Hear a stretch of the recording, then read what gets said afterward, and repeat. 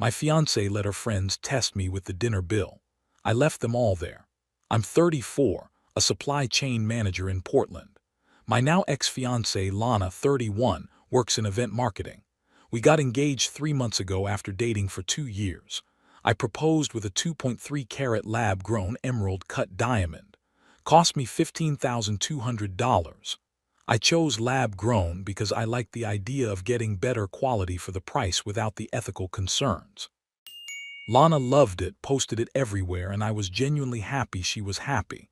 Though I remember her showing it to Sienna the day after I proposed. Sienna turned it over in her hands, checking the setting, and asked, "Is it real?" When Lana said it was lab-grown, Sienna's smile got tight. "Oh, well, it's still pretty." Like she just found out it was cubic zirconia or something. I should have paid attention to that moment. But I was too happy to notice the warning signs. Here's the thing, though. Lana has this friend group, Sienna 31, Tori 30, and Maya 29. They're all from money, and they have this weird obsession with testing their partners. Not like loyalty tests or anything normal. Financial tests. They genuinely believe that a man's love can be measured by what he's willing to spend. I've overheard enough of their conversations to know the drill.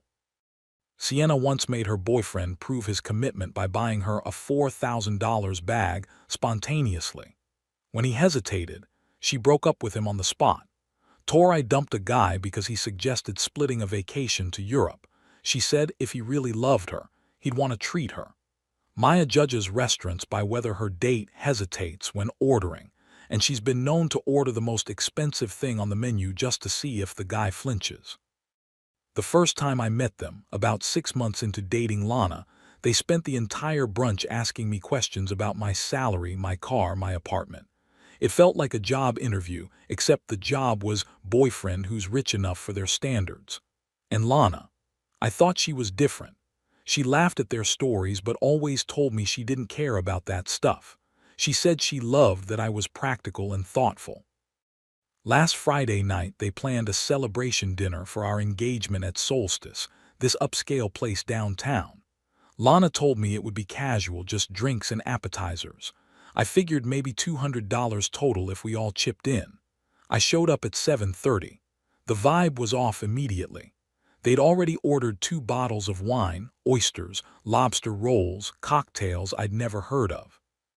Every time I tried to get Lana's attention, Sienna would pull her into another conversation.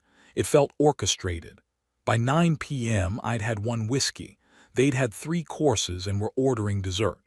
The whole time I kept thinking about how this wasn't what Lana described. But I didn't want to make a scene, so I just sat there. Then the server brought the bill. $860. Sienna grabbed it, glanced at it, then slid it across the table to me with a smile. "Let's see if he's the real deal." I looked at Lana, waiting for her to say something. She tilted her head and said, "Well, show them what kind of man I'm marrying." The table went quiet. Everyone was watching. That's when something in me just clicked. This wasn't about the money. It was about respect. It was about her letting her friends treat me like a trained SEAL. I stood up, pulled a 20 out of my wallet and put it on the table. "That covers my drink," I said. I walked to the bar, settled my tab with the bartender separately, and left. Didn't look back. Didn't explain. Just walked out to my car and drove home. As I sat in my car in the parking lot, the whole thing crystallized in my mind. My fiancée had just let her friends test me with a dinner bill, and I'd left them all there. The absurdity of it would have been funny if it didn't hurt so much. The next thing I did, I logged into my bank account and froze the supplementary card I'd given her 6 months ago. She'd had it for emergencies and the occasional grocery run. Then I sent her one text. "I don't fit into a relationship where I'm tested instead of trusted. This is over. I'll be by Wednesday to get the rest of my things." My phone started going insane about 25 minutes later. Voicemails, texts, everything from Lana. The first one I listened to, her voice was shaking. "Adrian, what the hell? My card got declined. They won't let us leave. You need to come back. I'll talk to the girls, okay? Just come back." I didn't respond. I went to our shared apartment, packed my essentials, grabbed all my important documents, and took the GIA certificate for the ring.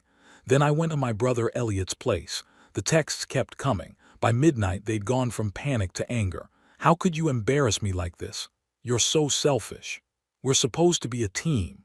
Not once did she apologize for setting me up. By the next morning, she had switched up her tactic completely.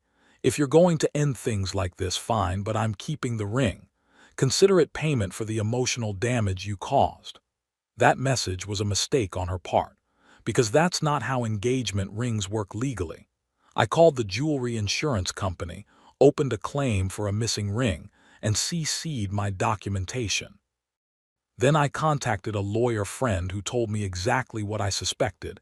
In Oregon, engagement rings are conditional gifts. If the engagement ends, they go back to the giver. Her text message saying "keep it as payment" was essentially admitting she was withholding my property. So I sent her one more message. "You have until Tuesday at 5 p.m. to return the ring." After that, I'm filing a police report for stolen property and pursuing it with the insurance company. Your choice. She called me 17 times that day. I didn't answer. I don't even know if I want the ring back at this point. It's not about the money anymore. It's about the principle. She tried to humiliate me, and when that backfired, she tried to steal from me. I just keep thinking about how I almost married someone who thought love was a pop quiz you could fail. The signs were all there, I was just freaking blind. Update 1 3 days later. I honestly wasn't planning to post again, but enough people asked for an update, and honestly, writing this stuff out has been therapeutic. Also, what happened next was a lot. So after I sent that Tuesday 5 p.m. deadline message, things got weird fast. Sunday morning, Lana showed up at Elliot's place. I wasn't even surprised she managed to figure out where I was. I just didn't expect she'd actually have the nerve to show up. My brother answered the door, took one look at her and said, "He doesn't want to talk to you," before I even made it downstairs. She started crying on the porch. Said she just wanted to explain that it wasn't what I thought, that her friends pressured her. Elliot looked at me and I just shook my head. He closed the door. Here's what I didn't mention in my first post. After I froze her card and sent that message, Lana tried to call the police on me. She told them I'd locked her out of her bank accounts and kicked her out of her home illegally. The cops actually showed up at the apartment Sunday afternoon. Elliot and I were there picking up more of my stuff. 2 officers knocked, asked what was going on. I showed them the lease, my name only. I showed them the bank statements, my account, with a supplementary card I'd voluntarily given her that I had every right to freeze. I explained calmly that we'd broken up. I'd given her notice to collect her belongings, and that I was the legal tenant. They were professional about it. One of them even said, "Sounds like a civil matter, sir. She's free to move out whenever she's ready." Then they left. Lana tried a different approach Monday. She called my mom. Big mistake. My mom is a retired family law attorney. The conversation apparently went like this: "Lana, Adrian is being completely unreasonable. He left me stranded at a restaurant and now he's taking everything. He's calling off our engagement without even talking to me." My mom: "Okay, did you return his ring then?" Lana: "It was a gift. He can't just take it back." My mom: "In Oregon, an engagement ring is a conditional gift. When did you plan to marry him?" Silence. My mom: "That's what I thought. Return his property before this gets legal." Lana hung up on her. By Monday night, I still hadn't heard anything about the ring. So Tuesday morning at 9 a.m., I went to the police station and filed a report. I brought the GIA certificate, the purchase receipt, the insurance policy, and screenshots of her text saying, "Keep it as payment for emotional damage." The officer who took my report was this older guy, probably close to retirement. He read through everything, looked up at me and said, "Son, I've been doing this job for 28 years. This is the first time someone's brought me an evidence packet for a stolen engagement ring that looks like a legal brief." Then he grinned. "But it's all here. We'll reach out to her." At 2 p.m. Tuesday, I got a call from an unknown number. It was Lana's father, Mr. Collins. "Adrian, this is Richard Collins. I think we need to talk." I knew Lana's dad reasonably well. We'd had dinner with her parents maybe a dozen times over the 2 years we dated. He was always cordial but measured. Ran some kind of investment advisory firm. We'd never really connected beyond surface-level conversation, but he'd seemed pleased enough when I asked for his blessing before proposing. "Mr. Collins," I said, "I appreciate the call, but unless it's about the ring, I don't have much to say." "It's about the ring, and about what my daughter's friends convinced her to do." That got my attention. He said he'd gotten a call from the police that afternoon informing him his daughter was named in a theft report for a $15,000 piece of jewelry. He'd immediately called Lana, who apparently broke down and told him everything. The dinner, the test, the declined credit card, my response, all of it. "I'm not here to excuse her behavior," he said. "What she did was wrong, but I'm asking you, as someone who clearly thinks things through, to give me until 5 p.m. to sort this out. I'll make sure you get the ring back. With all due respect, Mr. Collins, I already had your daughter 3 days. She didn't use it. I understand, but she's my daughter, and I'm only asking for 1 hour. Something in his voice made me believe him. Maybe it was the exhaustion. Maybe it was the fact that he called her behavior wrong without any qualifiers. I don't know. 5 p.m. then, I said. Not a minute later, or the insurance company gets involved and this becomes a much bigger problem. Understood. At 5:02 p.m. I got a text from him. "I'm in your building lobby." I went downstairs. Mr. Collins was standing there in a suit, looking like he'd aged 5 years in 1 day. In his hand was the ring box. Behind him, visible through the glass doors, Lana was sitting in his car, crying. He handed me the box. "I'm sorry this happened. For what it's worth, I raised her better than this." I opened the box. The ring was there. "Mr. Collins, I appreciate you doing this, but I need to know, did she pawn it? How can I know this is even the same ring?" He looked me dead in the eye. "She pawned it Saturday morning for $3,200. I paid $3,600 to get it out today, plus late fees. The pawn shop verified the GIA cert. It's yours." I didn't know what to say to that. He'd laid out his adult daughter's mess, literally and figuratively. "Thank you," I finally said. He nodded, turned to leave, then stopped. "Adrian, my daughter made her choices, but those girls she spends time with, they've been poisoning her head for a year. Sienna especially. I've watched it happen." He shook his head. "I hope one day she figures out what she lost because she chose to surround herself with toxic people." Then he walked out. I stood there in the lobby for a while, just holding that box. Through the glass, I could see Lana get out of the car. She started walking toward the building, but her dad stopped her, said something, and she got back in. They drove away. I went back upstairs, called the police station, and told them the property had been returned. Then I called the insurance company and withdrew the claim. The ring is sitting in my safe now. I don't know what I'm going to do with it. Sell it, probably, but not yet. Update 2 okay, so this is probably going to be my last update unless something absolutely insane happens. I've gotten a lot of messages asking how I'm doing and what happened after I got the ring back. So here's what happened. First, the practical stuff. Wednesday morning, I texted Lana a 4-hour window when she could come get her things from the apartment. I told her I'd have my brother and his friend there as witnesses, and that she needed to bring someone too. No one-on-one conversations. She showed up at 11 a.m. with Tori. Not her parents, not a neutral friend. Tori. That told me everything I needed to know about where her head was still at. Elliot and his buddy Marcus were there. Marcus is a big guy, former college linebacker, but he's gentle as they come. His job was basically to exist in the space so nobody could claim anything happened that didn't happen. Lana looked rough. I'm not going to lie about that. Sweatpants, hair in a messy bun, no makeup. The Lana I knew would never have been seen in public like that. It didn't feel good to see. But I also didn't feel guilty, if that makes sense. She'd made choices. Consequences followed. She'd packed her stuff into bins beforehand, actually. I'd packed them up over the weekend and left them in the living room. Clothes, toiletries, books, that pottery stuff she was always working on. I'd been methodical about it. Didn't throw anything away, didn't damage anything. Just boxed it all up neatly with labels on each bin. As they were loading boxes, I noticed Tori kept whispering to Lana. At one point, Tori shot me a look and muttered something under her breath. Elliot heard it too. "You have something to say?" Elliot asked, stepping forward. Tori crossed her arms. I just think this whole thing is ridiculous. It was one dinner." Marcus, who'd been silent up until then, let out this low chuckle. "Lady, if you think the problem was the dinner, you're part of the problem." "Oh, right, you are." Torai's face went red. She grabbed another box and didn't say another word.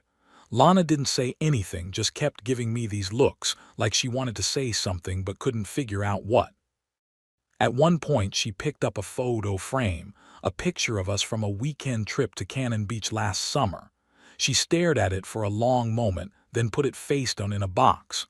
Torai was doing the same thing, kept giving me these looks like I was the villain in this story.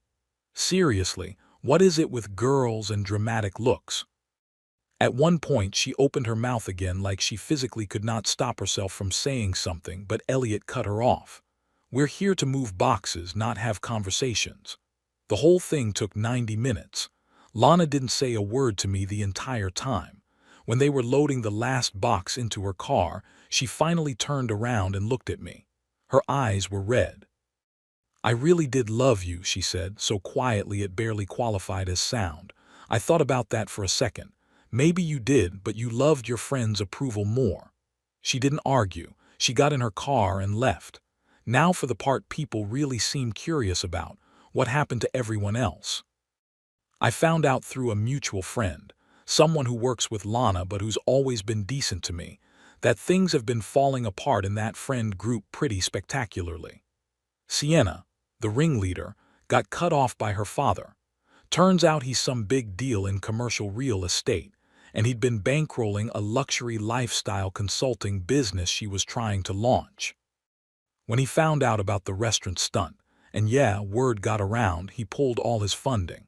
Apparently, he told her that he didn't raise her to treat people like ATMs, and that if she wanted to live like a princess, she could fund it herself. Here's the kicker.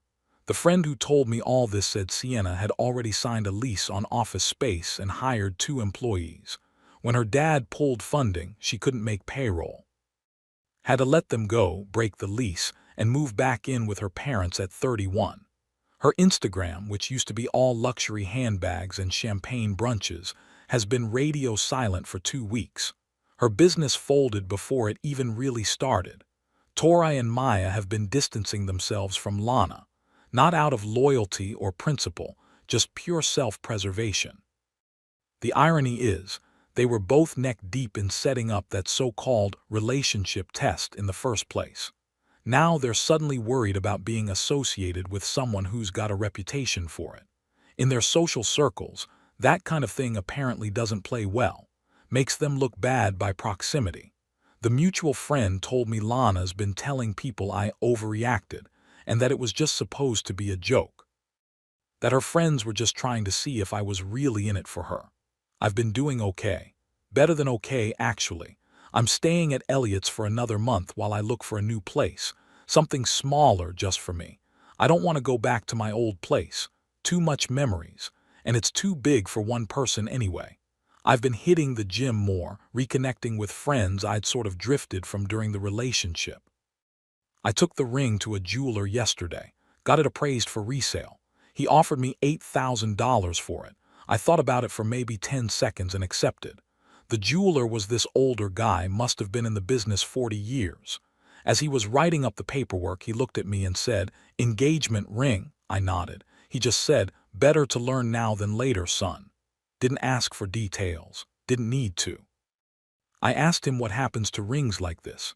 He said most get reset, the stones pulled out and put into new settings for other couples.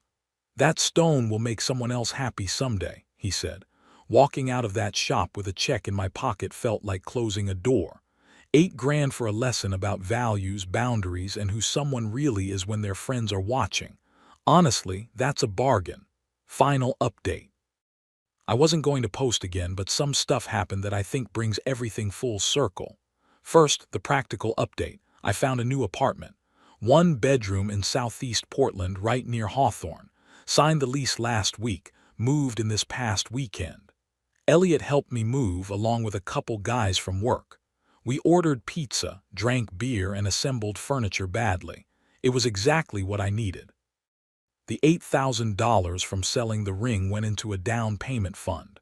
I'm thinking maybe in a year or two I'll look at buying a small house. Work's been good. My boss pulled me aside 2 weeks ago and asked if everything was okay. Apparently, I'd seemed distracted before the breakup, and now I seemed focused again. I didn't give him details, just said I'd ended a relationship that wasn't working. He nodded and told me he'd gone through something similar in his 30s.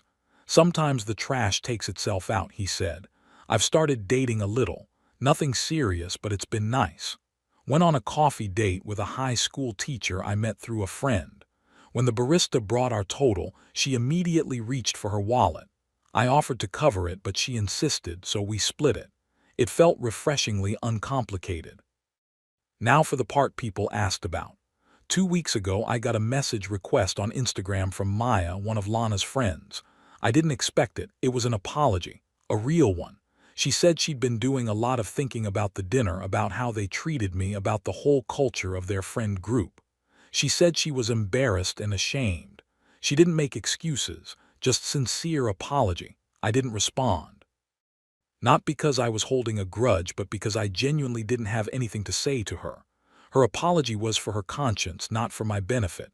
Then last week I ran into Lana's mom, Mrs. Collins, at New Seasons. We'd always gotten along fine. She was nice, if a bit formal. She walked over to me in the produce section. "Adrian, how are you?" "I'm good, Mrs. Collins. How are you?" "Managing." She paused, then sighed. "Richard told me what you did, how you handled everything. I want you to know I think you were more than fair. You could have been vindictive. You weren't." "I didn't want to be vindictive. I just wanted to be done." She nodded, then hesitated like she wanted to say more. "Lana's struggling. She lost her JB, missed 3 days without calling in after everything happened. Her company doesn't tolerate that." She shook her head. "And she's living with us now. At 31. Richard has her on a payment plan for that money he spent getting your ring back." I didn't know what to say, so I just listened. Mrs. Collins blamed Sienna, Tori, and Maya. Said they'd poisoned Lana's head for over a year, made her think love was something you prove with money. Before she left, she touched my arm and said she hoped I'd find someone who values me properly. Someone who doesn't need her friends' approval to know what she has. She walked away before I could respond. I stood there holding a bag of apples, feeling this strange mix of sadness and relief. I've gotten messages asking if I'd ever take her back if she apologized. The answer is no. Not because I hate her, but because I know now what I'm worth and what kind of partner I want. I want someone who doesn't need to test me to trust me. I want someone whose friends lift us up instead of turning our relationship into a spectator sport. I hope Lana figures out who she is when those voices aren't in her head. But that's not my job anymore. I'm doing well. I've got a new place, good people around me. I've started running in the mornings again, something I used to do before we got serious. Elliot told me last week that I seem lighter. He's right, I am. That restaurant bill was the best $20 I ever spent. Thanks to everyone who offered support. To anyone out there feeling constantly evaluated instead of loved, trust your gut. Life's too short to be someone's exam.